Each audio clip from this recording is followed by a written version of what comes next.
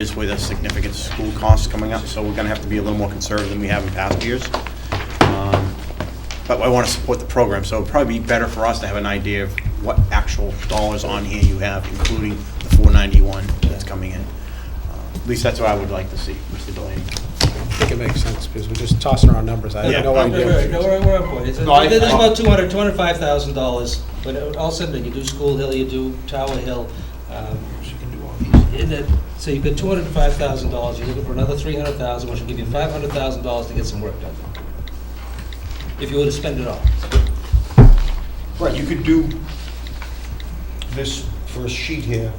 Without appropriating a dime. Right. Okay, but this is where I get confused, when Mr. Carnevale says the paving season is shot, which is Right. true, it's, it's short-lived now, right, coming up into September.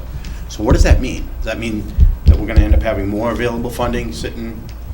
No, okay, Not unless you appropriate the $300,000. Right. all right.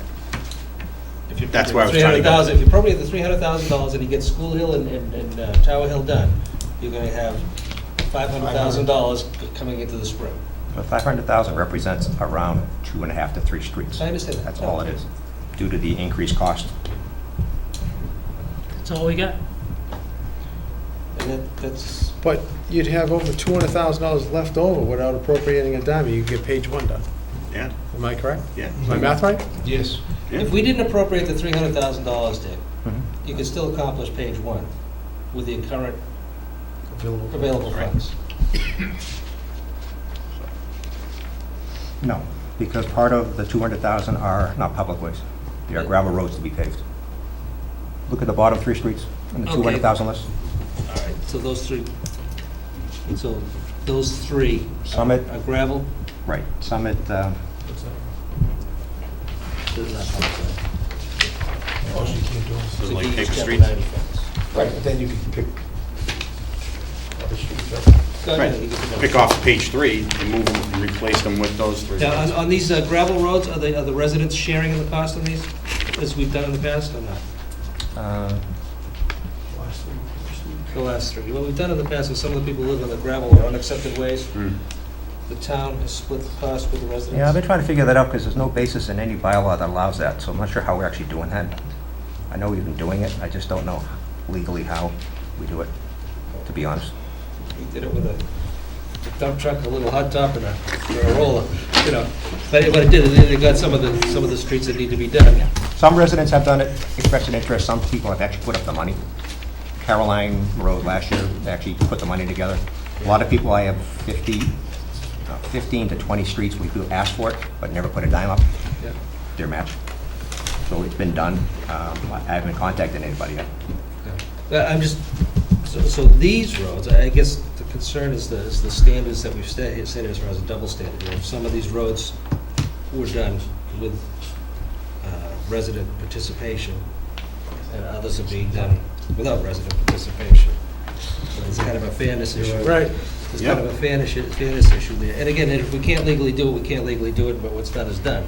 And to me, that was a pretty fair and equitable solution to a lot of community. And again, it's less wear and tear on our equipment, from a maintenance and plowing standpoint, because some of these other roads were throwing the gravel down and as they get washed out. So it's a win-win. If we can't do it legally, then we can't do it legally. But if we can, I think we should maintain that practice so that everybody's been treated fairly. And again, I'm not arguing with any of the roads that are here, particularly the gravel ones that need to be done.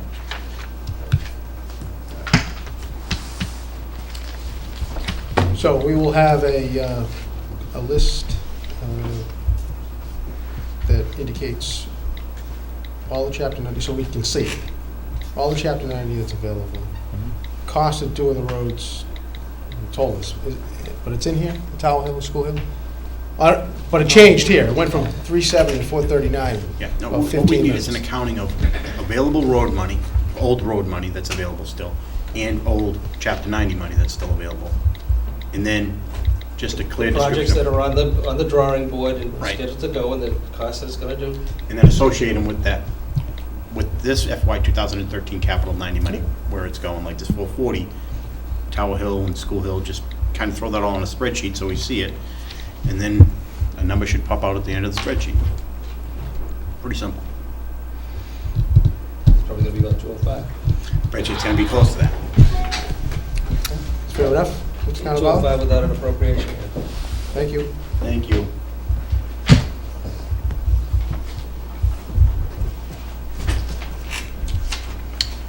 Next is town buildings, access and security. The purpose of this is to complete the exterior door automatic locking system for Town Hall. It's been partially installed, has not been completed. It covers 3 access doors coming into Town Hall. This would eliminate the need for keys getting into the building. It would also eliminate the need for rekeying the building. As we know, occasionally we need to rekey the building because of the fact that there are so many keys that get distributed. This would provide for a fob or a touch system for people that would be coming into Town Hall. It also provides for a touch pad system for interior doors to restrict access. Presently, we have unrestricted access behind the counters in many areas throughout Town Hall.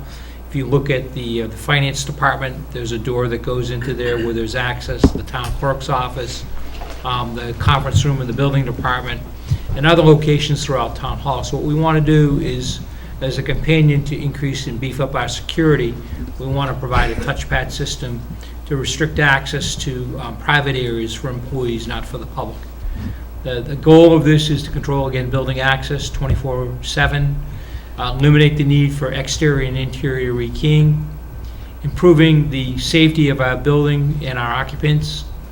I think it's critical that we do that, and then maintaining a record of after-hours access to the building. It's occasionally we come through and we find out that the building has been left open.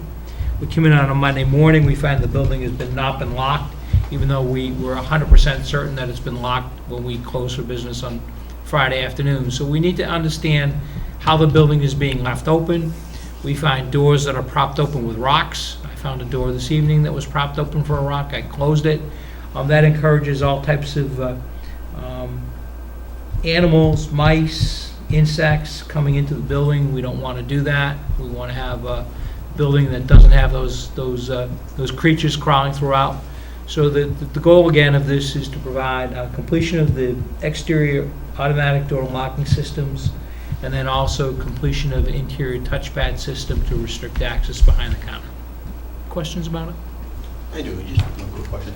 So for example, if CPC is hosting a meeting in room 10, now they'll have a digital code to get into the building, and then how do they electronically open that door so it's unlocked? Will they have that ability to do that? There'll be a master system that'll allow the building to close automatically at 4 o'clock every day. And if there are meetings scheduled, that building would automatically open at a preset time prior to each meeting, so that the CPC wouldn't need to do a thing. Oh, okay. They wouldn't need to That'd key be it, great. they wouldn't need to open it, it would automatically open. And at a set time, it would automatically lock up at the end of the night, which is important great. for us. Because that's, most of the time they have to leave the door cracked open, Yeah. and that's when all the bugs Can and you have it everything. right now? They have a keying system, but I'm not necessarily sure it's like, it's. I think it's on a clock also, it shuts down at a certain hour. We want to have a clock, we want to be able to monitor access in the building. We think it's important to do Right. that. People were in and out of the building, and one of the things that always bothers me, and is pet peeve, is finding the door propped open with a rock or with a stick. And I know that people want to have the building open at all times, but the problem is you just can't prop open doors with sticks and rocks. People go out at the end of the night through a different exit, guess what? They come in the morning, the door is still propped open with a stick or a rock. Someone could come in here, start a fire, break into an office. We've had break-ins here in the past. It's just unacceptable, it's an unacceptable practice. Presently, we have an employee from the DPW who goes around first thing in the morning and opens up all of the doors. That individual also is responsible for locking up the doors at the end of the day. That would be Mr. Welch. Occasionally, Mr. Welch gets called out to other locations. It could be an emergency, a water break in another building. There could be a number of different things. The building would remain unlocked until he returns at the end of the day. The issue and the problem with that is oftentimes there are employees who work late. There's no one in the building. We have people wandering throughout the building after hours, and it's really not an acceptable situation, especially when we're asking a lot of our employee workforce is female. It really puts them in an uncomfortable position to have people walking through the building at the end of the day. And it in turn frustrates the public, because the public will come into the building, expect that they're going to receive service. they find that in fact the building is locked and closed and there's no one here to be able to take care of them. So for this amount of money, we feel that this really addresses a safety and a convenience issue for us. Any questions? Very good. Next item that we want to do, which is a companion to the security, is security cameras and counter modifications. The requested amount is $22,000. We want to install security cameras strategically throughout Town Hall. The purpose is to protect the employees and the public. It's to protect everyone. Unfortunately, with the way the economy is, we've experienced a number of angry patrons who have come into the building, and I've witnessed incidents that I've been called out to the counter. I believe Selectman Delaney was there one day when we had an individual that was in that was agitated, in an agitated state. So what we want to do is we want to have security cameras that back up to a DVR system, which could be used. The purpose of the cameras is not to be monitoring employees' comings and goings, but is to provide a means of just monitoring activity throughout Town Hall. We would envision that the cameras would be on, that they could be available if someone were to come into the building, if there would be a break-in. But overall, what we want to do is we want to provide a secure environment. The cameras would not be monitored. They would not go to the police station. They would be strictly for internal consumption. The other item that we've included here is extension, called plexiglass extensions on the counter to prevent unwarranted access. That would involve the collection office, the building department, the DPW, and the town clerk's office. Presently, the counters are probably just a little bit higher than these tables. An individual can easily put their hand on the counter, and if they were in a bad state of mind, they could leap over the counter. The goal was to create a system that people can't do that. And if you go into any of the modern banks or anything, you'll notice that they do have a plexiglass panel. It's not necessarily something that extends from the counter to the ceiling. That's impersonal, but there's probably a 2-foot barrier that's there that's mounted flush with the edge of the counter that prevents someone from getting a handhold or a foothold where they could actually leap over the counter and cause damage to an individual. So the goal here is to create that and still be friendly and accessible to the public. Someone wants to come in and they want to review a plan, they certainly will still be able to do that. They'll be able to interact with the employees, but what we don't want is we don't want someone jumping over the counter because they have a disagreement with the tax collector, or they have a disagreement with one of the employees that's in town. So that's what the proposal is, and to do that, we would envision that the counter in the collection office, which we know, the town clerk office, and the building department / DPW, which are there right now, that we would implement this system. In a perfect world, what we'd want to do is we'd want to rebuild our counters so that they were angled, so that again angled where the counter would be angled inward from the top, so that again it would prevent someone from getting a foothold and getting up and over. And I can tell you, because I wouldn't come up with this proposal if I couldn't jump over the counter myself, and I'm in my mid-50s and I can jump over the counter. And well, you don't want me to do it tonight. You've been working on that. But you can jump over the counter, and that's just not an area that I'm comfortable with. And I know that the employees are here, and Liz can speak to the fact that the employees are uncomfortable and have asked us to provide some type of security. So this isn't something that we've envisioned.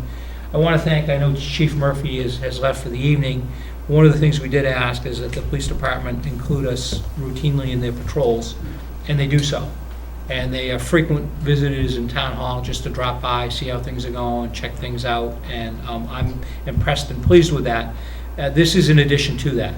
Another item that we will be looking at long-term is there's a button system, a call system. Right now, you press the button and nothing happens. So what we would want to do is we would want to activate a call system in the event of an emergency.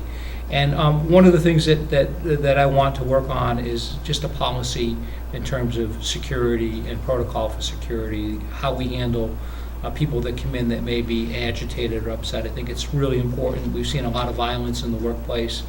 My goal is to keep the workplace as safe as possible and protect our employees. And I would ask Liz or Dick if they have any comments on this to please jump in on it. I agree with everything that's been said, you know. My staff is very unnerved by irate constituents that come in, and, you know, we're a staff you know, treasury, assessing, and accounting, it's 15 women, so we don't really have much